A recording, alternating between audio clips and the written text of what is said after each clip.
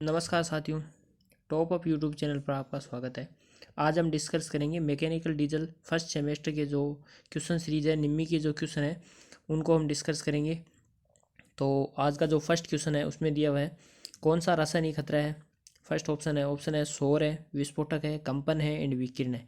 तो इसका जो करेक्ट आंसर है वो होगा विस्फोटक है।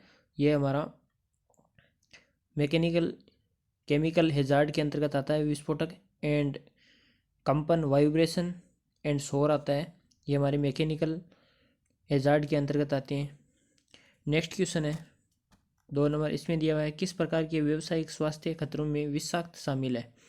ऑप्शन है टॉक्सिक है, शारीरिक जोखिम में है, रासायनिक खतरे में है, जैविक खतरे में है एंड मैकेनिकल हेजार्ड यानी यांत्रिक खतरे में है। तो इसका जो करेक्ट आंसर है वो होगा रासायनिक खतरा। रासायनिक खतरे के अंतर्गत आता है toxic hazard.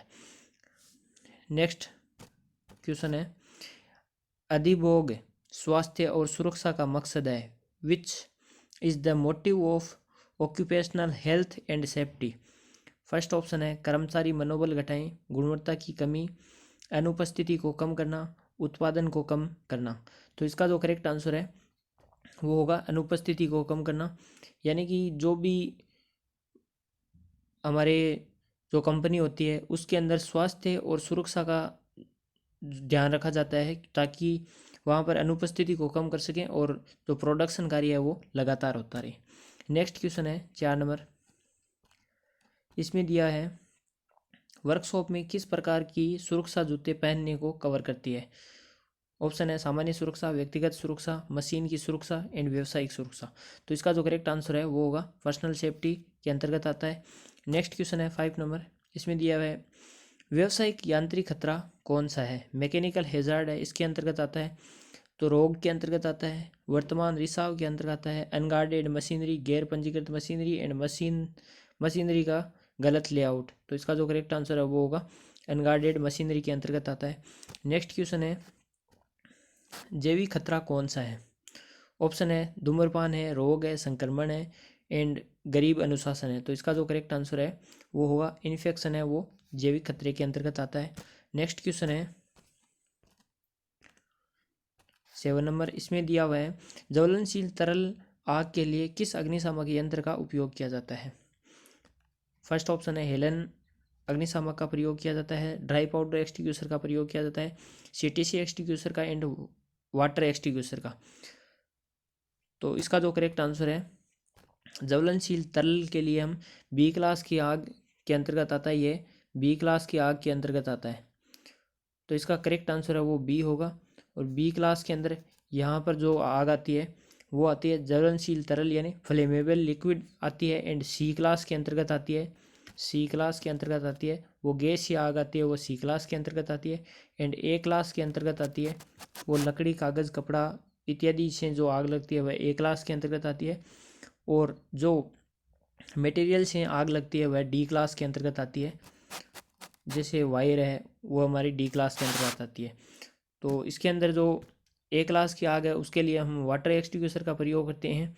And B class की आग के लिए हम करते हैं फोम एक्सटिंग्विशर का प्रयोग करते हैं। और तरल आग के लिए हम फोम एक्सटिंग्विशर है, इसके अंदर फोम एक्सटिंग्विशर नहीं दिया हुआ है तो इसको हम सूखा पाउडर के लिए हम प्रयोग करते हैं। और ड्राई पाउडर का प्रयोग हम सी क्लास की आग के लिए प्रयोग करते हैं। एंड डी क्लास की आग के लिए halon extinguisher, CTC extinguisher and bromochlorofluoromethane extinguisher का प्रयोग हम करते हैं। नेक्स्ट क्वेश्चन है 8 नंबर का, इसमें दिया हुआ है किस प्रकार की व्यक्तिगत सुरक्षा के लिए किसी न किसी सतहों और नुकीले अनुमानों के साथ बार को संभालने की सिफारिश की गई है। ऑप्शन है कागज के दस्ताने, रबड़ के दस्ताने, चमड़े के दस्ताने, पॉलीथीन के दस्ताने। तो इसका जो करेक्ट आंसर है वो होगा चमड़े के दस्ताने। नेक्स्ट क्वेश्चन है 9 नंबर, इसमें दिया हुआ है ऑटोमोबाइल वर्कशॉप में कौन सा विषैला होता है।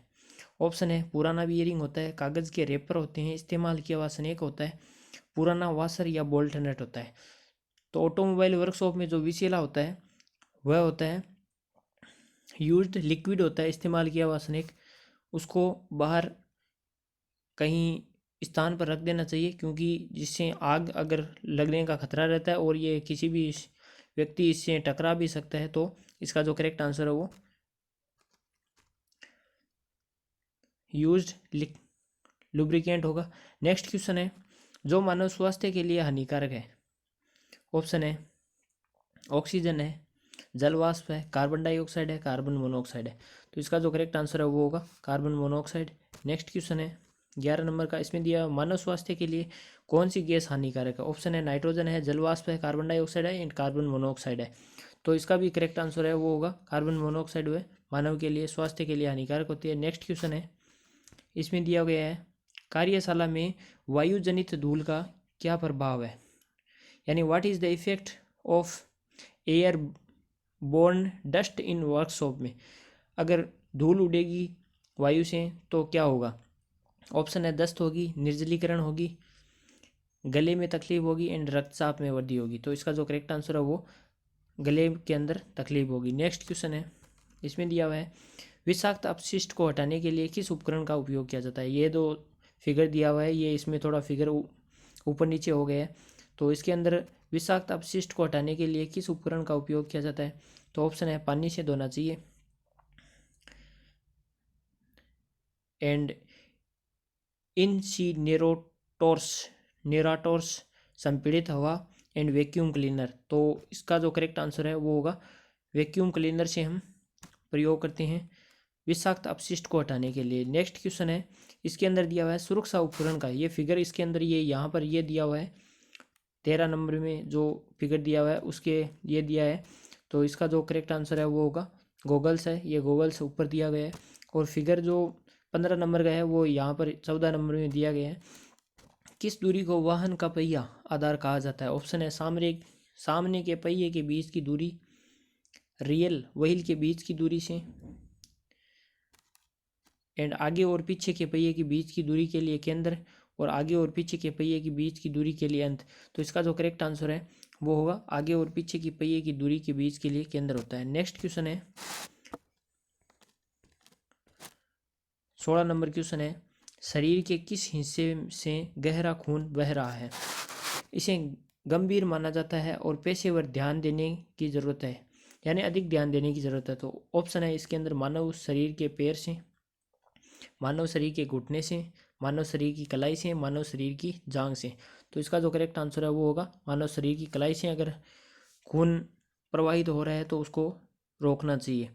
और वैसे तो शरीर के किसी भी पार्ट से अगर खून प्रवाहित हो रहा है तो उसको रोकना चाहिए, या हाथ का दबाव देकर वहाँ रोकना चाहिए, क्योंकि खून अगर ज़्यादा फ्लो होता है उससे व्यक्ति की डेथ भी हो सकती है, इसलिए सुरक्षा का ध्यान रखना चाहिए। नेक्स्ट क्वेश्चन है जलने और खोपड़ी का इलाज कैसे करें।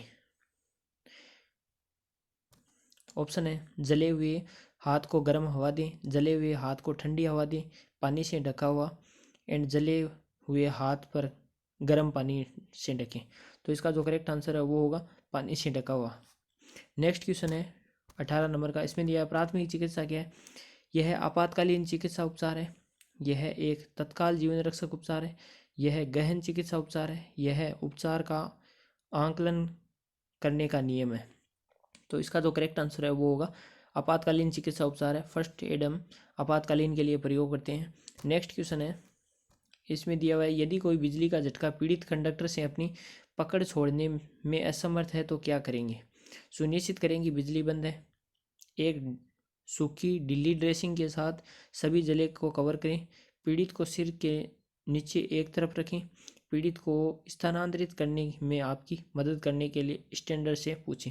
तो इसका जो करेक्ट आंसर है ये होगा सुनिश्चित करें कि बिजली का स्विच कहाँ है, बिजली के स्विच को बंद करना के लिए देखना चाहिए और जो सूखी लकड़ी है उसका इस्तेमाल करके किसी भी व्यक्ति को हटाया जा सकता है। नेक्स्ट क्वेश्चन है 20 नंबर का, इसमें दिया हुआ है अग्नि का कौन सा वर्ग तरल गैसों का आह्वान करता है, यानी कि लिक्विड गैस के लिए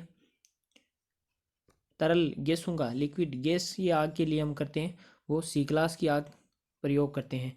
ए क्लास की आग के अंतर्गत जैसे मैंने ऊपर बताया था लकड़ी कागज़ के लिए, बी क्लास की आग के लिए हम करते हैं लिक्विड आग होती है जो लिक्विड तरल के लिए प्रयोग करते हैं, जैसे लिक्विड द्रव्य में हो गया पेट्रोल हो गया, डीजल हो गया, केरोसिन हो गया, इसके लिए हम बी क्लास की आग करते हैं।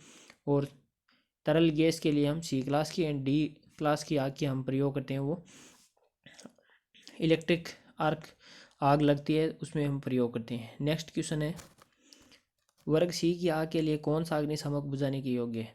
ऑप्शन है फोम भरा हुआ बुझाने वाला यंत्र है, पानी भरा हुआ बुझाने वाला यंत्र है, वाटर फ्लूइड एक्सटिंग्विशर होता है, dry powder extinguisher, fire extinguisher होता है एंड कार्बन डाइऑक्साइड एक्सटिंग्विशर होता है। तो इसका जो करेक्ट आंसर है वो होगा क्लास सी के अंतर्गत हम प्रयोग करते हैं वो ड्राई पाउडर एक्सटिंग्विशर का प्रयोग करते हैं।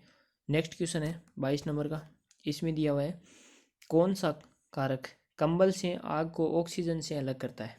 ऑप्शन है शीतलक करता है, स्टार्विंग करता है, मिस फिरिंग करता है, स्मूथरिंग करता है। तो इसका जो करेक्ट आंसर है वो होगा स्मूथरिंग।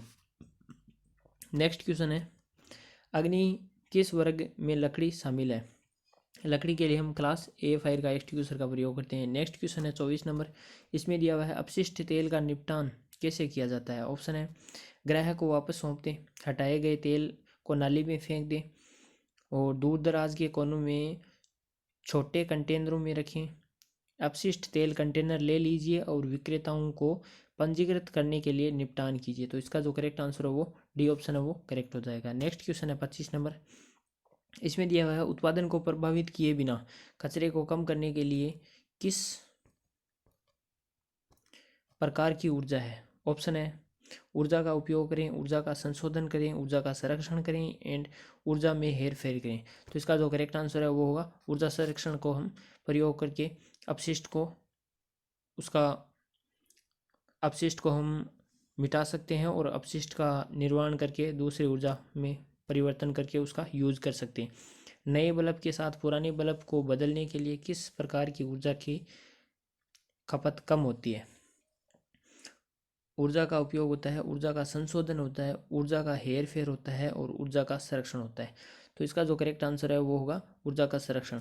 नेक्स्ट क्वेश्चन है 27 नंबर, इसमें दिया हुआ है ऊर्जा संरक्षण के प्रमुख अवसर कौन से हैं? ऑप्शन है रिसाव को रोकना है, रिप्लेसमेंट मशीनरी, हाउस होल्ड एम्प्लाइसेज का रिफ्लेक्शन करना होता है, घर में रखने में चूक होता है। तो ऊर्जा संरक्षण के प्रमुख अवसर के अंतर्गत आता है, इसका जो करेक्ट आंसर है वो होगा रिप्लेसमेंट मशीनरी। नेक्स्ट क्वेश्चन है 28 नंबर, इसमें दिया हुआ है पुरानी मशीनरी के प्रतिस्थापन में किस प्रकार का ऊर्जा संरक्षण आता है? पुरानी मशीन के लिए हम करते हैं, फर्स्ट ऑप्शन है लघु यानी माइनर एनर्जी कन्वर्जेशन अपॉर्चुनिटीज यानी लघु ऊर्जा संरक्षण के अवसर होते हैं, प्रमुख ऊर्जा संरक्षण मेजर ऊर्जा संरक्षण के अवसर होते हैं और मध्यम ऊर्जा संरक्षण के अवसर होते हैं और बहुत मामूली ऊर्जा संरक्षण के अवसर होते हैं। तो इसका जो करेक्ट आंसर है वो होगा लघु यानी मेजर एनर्जी संरक्षण के अंतर्गत आता है। नेक्स्ट क्वेश्चन है 29 नंबर, इसमें दिया हुआ है किस प्रकार के ऊर्जा संरक्षण अवसर में जल रिसाव के बिंदुओं को रोकने के लिए हम जो प्रयोग करते हैं वो करते हैं हम लघु ऊर्जा संरक्षण का प्रयोग करते हैं। तो इसका जो करेक्ट आंसर है वो फर्स्ट ऑप्शन है वो करेक्ट हो जाता है। नेक्स्ट क्वेश्चन है 30 नंबर का, इसमें दिया हुआ है मध्यम ऊर्जा संरक्षण के अवसर कौन से हैं? मध्यम ऊर्जा संरक्षण में गृह व्यवस्था होती है, पानी के रिसाव को रोकना होता है, पुराने भवन का नवीनीकरण होता है, मौजूद हाउस होल्ड उपकरणों का प्रतिस्थापन होता है। तो इसका जो करेक्ट आंसर है वो होगा मौजूद हाउस होल्ड उपकरणों का प्रतिस्थापन होता है। तो दोस्तों आज की क्लास में हम 30 क्वेश्चन ने हमने कवर कर लिया है। अगली क्लास में हम और क्वेश्चन करेंगे। तो हमारे अगर वीडियो अच्छा लगे हो तो हमारे चैनल को पहली बार विजिट कर रहे हो तो सब्सक्राइब कर लेना और वीडियो को लाइक एंड शेयर कर देना। Thanks for watching and bye bye.